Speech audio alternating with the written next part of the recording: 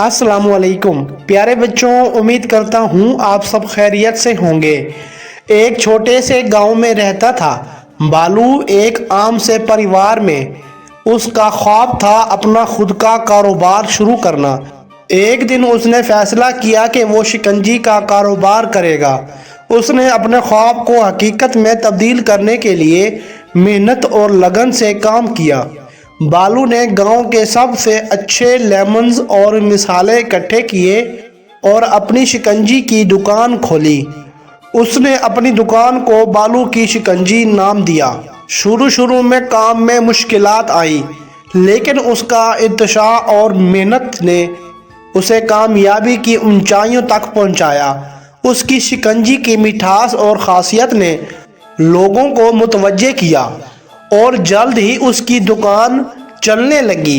लोगों ने उसे शिकंजी किंग के नाम से जानने लगे। बालू की कहानी एक कामयाबी की कहानी है।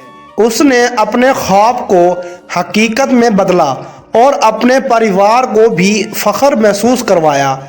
उसने दिखाया कि लगन और मेहनत से कुछ भी मुमकिन है। प्यारे बच्चों, ये थी आज की कहानी। उम्मीद करता हूँ ये कहानी सुनकर आप लोगों को बहुत मज़ा आया होगा। अगर आप लोगों को ये कहानी अच्छी लगी है तो इस कहानी को लाइक करें, शेयर करें और ऐसी मज़े की एनिमेटेड कहानियाँ देखने के लिए इस चैनल को सब्सक्राइब करें। साथ में बेल आइकन को भी प्रेस कर दें ताकि हमारी हर आने वाली न्यू कहानी आप तक सबसे पहले पहुँच सके।